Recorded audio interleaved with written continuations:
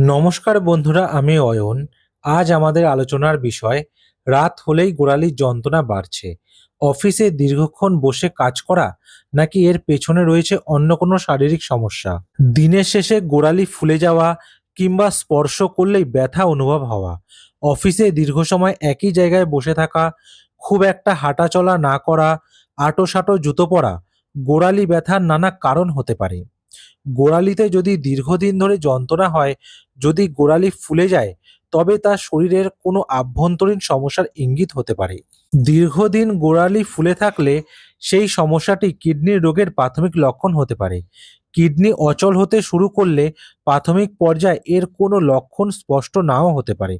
তাই আপাত দৃষ্টিতে সামান্য মনে হওয়া এই পরিবর্তনটিকে উপেক্ষা করা উচিত নয়। কোনো সুনির্দিষ্ট কারণ ছাড়াই যদি গোড়ালি ফুলে থাকে, তবে ডাক্তারের পরামর্শ নিয়ে বিষয়টি পরীক্ষা করিয়ে নেওয়া উচিত।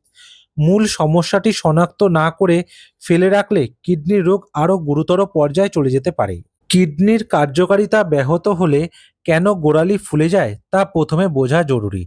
ডাক্তারদের মতে কিডনি শরীর থেকে শুধু বজ্র পদার্থ ছেঁকে বের করে দেয় না, এর পাশাপাশি অতিরিক্ত জলও অপসারণ করে শরীরে তরলের ভারসাম্য স্থির করে। কিডনি সঠিকভাবে কাজ না করলে অতিরিক্ত তরল জমে শরীরে ফোলাভাব দেখা দেয়। বিশেষ করে দীর্ঘ সময় ধরে বসে বা দাঁড়িয়ে থাকার পর সন্ধ্যের দিকে এই ফোলাভাব সাধারণত বেশি স্পষ্ট হয়ে ওঠে। গোড়ালির যন্ত্রণা দূর করতে কি কি ব্যায়াম করবেন? ১ নম্বর, হিল রেজ। সোজা হয়ে দাঁড়িয়ে পায়ের আঙ্গুলের ওপর ভর দিয়ে গোড়ালি একবার ওপরে তুলুন, একবার নামান। এই ব্যায়াম কাফ মাসেলকে শক্তপোক্ত করে তোলে। পায়ের ব্যথা কমাতে এই ব্যায়ামটি খুব উপযোগী। ২ নম্বর, টো ওয়াকিং। পা একক করে এবং হাত দুটি পাশে রেখে সোজা হয়ে দাঁড়ান।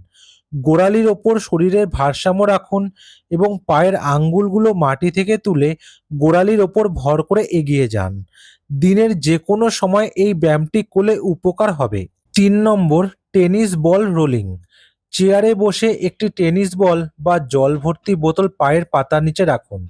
এবার আলতো চাপে পায়ের পাতা দিয়ে ঠেলে বল বা জলের বোতলটিকে গোড়ালি থেকে আঙ্গুলের দিকে গড়িয়ে নিয়ে গিয়ে ব্যায়ামটি করুন। প্রতি পায়ে ২ থেকে ৩ মিনিট করে ব্যায়ামটি করলে পা ফোলার সমস্যা কমে যাবে।